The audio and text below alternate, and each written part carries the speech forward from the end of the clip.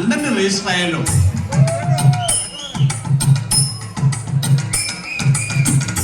നീ ഇതെവിടെ പോവാ? ഞാൻ സെക്രട്ടേറിയറ്റ് വിളിക്കാൻ പോവാ. അതിന് നീ പോകണമെന്നില്ല, അതിനകത്തുള്ളവന്മാർ തന്നെ അത് പൊളിച്ചോളും. എടോ, ഈ ബക്കറ്റ് കണ്ടാൽ അറിയാമല്ലേ തുണിയലക്കാൻ പോവാന്ന്. രാവിലെ വല്ലതും ഉണ്ടാക്കിയായിരുന്നു? കഞ്ഞിയുണ്ട്, കിഴങ്ങുണ്ട്. നിന്റെ വീട്ടിൽ ആരൊക്കെ ഉണ്ടെന്നല്ല ചോദിച്ചത്, തിന്നാൻ വല്ലതും ഉണ്ടെന്നാ ചോദിച്ചത്. ഞാൻ വീട്ടുകാരെ പറഞ്ഞാലുണ്ടല്ലോ. ഞാൻ നീ എന്തിയാ ഇവിടെ? എടോ വാസുദേവ, തരാനുള്ള ബാക്കി സ്ത്രീധനത്തുക തന്നില്ലെങ്കിൽ മോള് നാളെ വീട്ടിൽ വന്ന് നിൽക്കും. എടോ മനുഷ്യ, അത് എന്റെ അച്ഛൻ വാസുദേവനല്ല, അത് വാഴയാ. നിന്റെ അച്ഛൻ പിന്നെ ആരാന്നാ നിന്റെ വിചാരം? എന്റെ അച്ഛനെ ശരിക്കും അറിയാമയ്യായിട്ടാ. അതൊക്കെ നേരത്തെ തിരക്കി വെക്കണമായിരുന്നേ. എടോ, എന്റെ അച്ഛനെ നല്ല അന്തസ്സും ആഭിചാരവും ഉള്ള ആളാ, അറിയാമോ? ആഭിചാരമോ? അല്ല, ആഭിജാത്യം.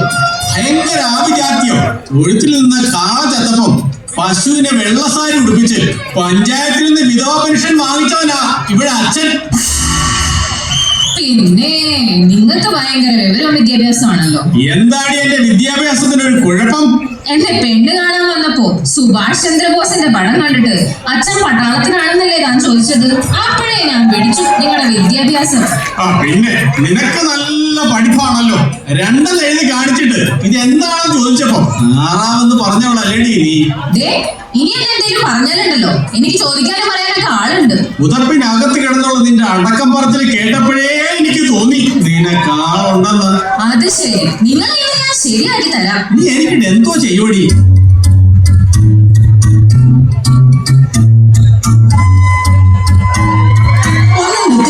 നിങ്ങൾ തമ്മിൽ എപ്പോ നോക്കിയാലും വഴക്കാണല്ലോ. എന്റെ സാവിത്രി. എന്റെ സാവിത്രിയോ? അല്ല, അടുത്ത വീട്ടിലെ സാവിത്രി. എന്താ രമേശ് ചേട്ടാ? ഞാനിവിടെ കഴുതയെ പോലെ പണിയെടുത്തിട്ട് പട്ടിയെ പോലെ കിടക്കുന്നത്. ഞാനൊന്ന് ചോദിച്ചോട്ടെ, സത്യത്തിൽ ചേട്ടൻ പട്ടിയാണോ അതോ കഴുതയാണോ?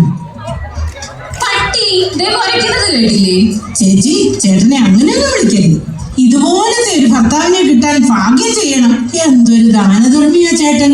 ഇവിടെ എന്തെങ്കിലും മേടിച്ചാൽ അതിന്റെ ഒരു വിഹിതം എനിക്കും കൊണ്ടുതരും. അതിന് വിഹിതം പറയുന്നത് അവിഹിതന്നാ. നിർത്തിക്കേ. നിങ്ങളുടെ ഈ വഴക്ക് കാരണം ബാക്കിയുള്ളവർക്ക് വീട്ടിൽ കിടന്ന് ഉറങ്ങാൻ പറ്റുന്നില്ല. അത് നീ ഇവിടെ കിടന്നാണോ ഉറങ്ങുന്നത്? അതിന് ഇവിടെ കിടന്ന് ഉറങ്ങാൻ ചേച്ചി സമ്മതിക്കത്തില്ലല്ലോ. നീ ഇവിടെ കിടന്ന് ഉറങ്ങിക്കോടാ. നിന്നെ പാട്ട് പാടി ഉറക്കും ഈ നിൽക്കുന്ന വാനമ്പാടി. ആരായാലും ഞാനിവിടെ ഇല്ലെന്ന് പറഞ്ഞേക്ക്. ചേട്ടൻ എവിടെയുണ്ട്? ചേട്ടൻ എവിടെയുണ്ടെന്ന്? എടി, ഞാൻ നിന്നോട് ഞാനിവിടെ ഇല്ലെന്നല്ല പറയാൻ പറഞ്ഞത്. അതതിന് നിങ്ങൾക്കുള്ള കോളല്ല, എനിക്കുള്ളതായിരുന്നു. മെമ്പറേ, ഇപ്പൊ നിങ്ങൾക്ക് മനസ്സിലായാലും ഇവിടുത്തെ പ്രശ്നങ്ങൾ. ഇതിനിപ്പോ ഞാൻ എന്ത് ചെയ്യണം? എടാ, നീ പഞ്ചായത്തിലെ മെമ്പറല്ലേ? എന്നിട്ട് നീ പഞ്ചായത്തിന് വേണ്ടി എന്തെങ്കിലും ചെയ്തിട്ടുണ്ടോ? എനിക്ക് ഈ പഞ്ചായത്തില് മാത്രമല്ല അടുത്ത പഞ്ചായത്തിലെ കാര്യവും നോക്കണം. കഴിഞ്ഞ ദിവസം അപ്പുറത്തെ പഞ്ചായത്തിലെ വനജയുടെ വീട്ടിൽ പാമ്പ് കയറിയപ്പോ ഞാനാ ആദ്യം ഓടിക്കേറിയത്. പാമ്പ് ഒരു തവണയേ കയറിയുള്ളൂ, അതിന്റെ പേര് മെമ്പർ അവിടെ കയറുന്ന കാര്യം ഈ നാട്ടിൽ മൊത്തം പാട്ടാ. നിങ്ങളുടെ കാര്യത്തിൽ ഞാനിപ്പോ എന്ത് ചെയ്യണമെന്നാ പറയുന്നത്? നീ ഒന്നും ചെയ്യണ്ട. ഞാനേ AKDWA പരാതി കൊടുത്തിട്ടുണ്ട്. AKDWA അതെന്തുവാ? All Kerala divorce women's association.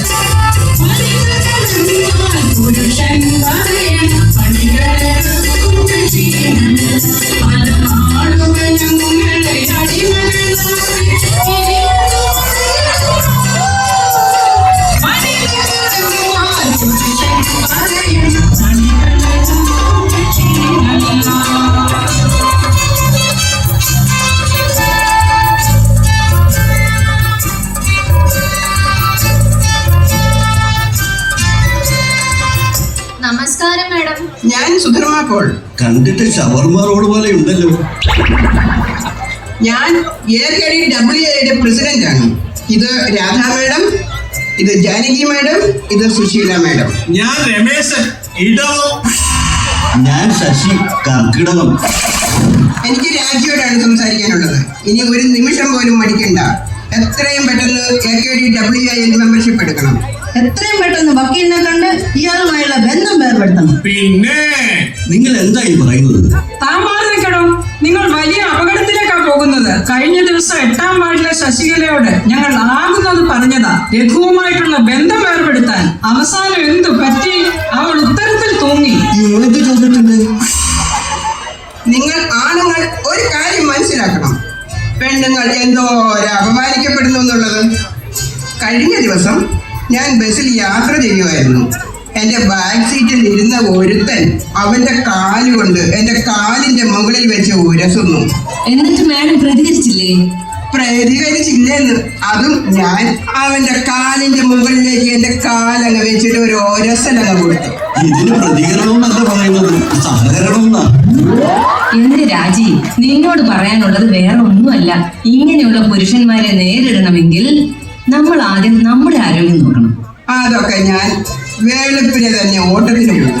വെളുപ്പിനെ ഓട്ടത്തിന് വേണം നിങ്ങളെന്താ ടിപ്പറോ?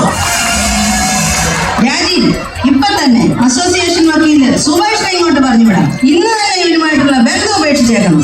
അവന്റെ ഒരു സംശയരോഗം ഇതോടെ തീരട്ടെ. രാജി, രമേശ് ചേട്ടനെ ഞാൻ ആദ്യം കാണുന്നത് കായംകുളത്ത് ഒരു കല്യാണത്തിന് സദ്യ കഴിക്കാനിരിക്കുമ്പോഴാ. ഇവനെ എന്താ ഇലയിൽ വിളമ്പി വെച്ചേക്കുമായിരുന്നു?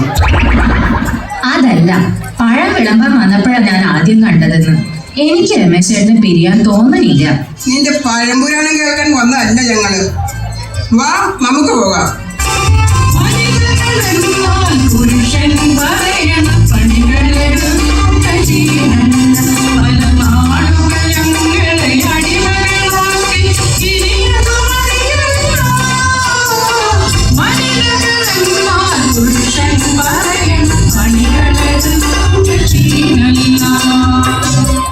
എന്റെ രാജി, രമേശ് ചേട്ടാ, നിനക്ക് എന്നോട് ഇത്ര ഇഷ്ടമുള്ളത് എനിക്ക് ഇപ്പോഴാ മനസ്സിലായല്ലോ. എന്റെ ചേട്ടാ, ഈ ചേച്ചി വെറും പാവമാ. വെറുതെ സംശയത്തിന്റെ പേരിൽ നിങ്ങൾ തമ്മിൽ ഇനി വഴക്കിടരുത്. സന്തോഷത്തോടെ ജീവിക്കാൻ നോക്കാം. ഇനി എന്നെ സംശയിക്കുവോ? ഇല്ല, സത്യം? സത്യം. എന്നവാ, നമുക്ക് പുറത്തു പോയി ഒന്ന് കറങ്ങിയിട്ട് വരാം. എനിക്ക് ഒരു കാര്യം കൂടെ അറിയാനുണ്ട്. എന്താ ചേട്ടാ? ആരാടിയ കർട്ടന്റെ പുറകിൽ നിൽക്കുന്നത്? രാജി. അത് നിന്റെ പേരല്ലേ? അതല്ല, നിങ്ങളുടെ ജീവിതത്തിൽ നിന്ന് ഞാൻ രാജി വെച്ചിരിക്കുന്നു. രാജി വച്ചിരിക്കുന്നു. മെമ്പറേ, എന്തോ 5-ാം വാർഡിലെ കരകട വേണ്ടി പാമ്പ് കയറിയെന്നോ? ഞാൻ ദേ വരുന്നു.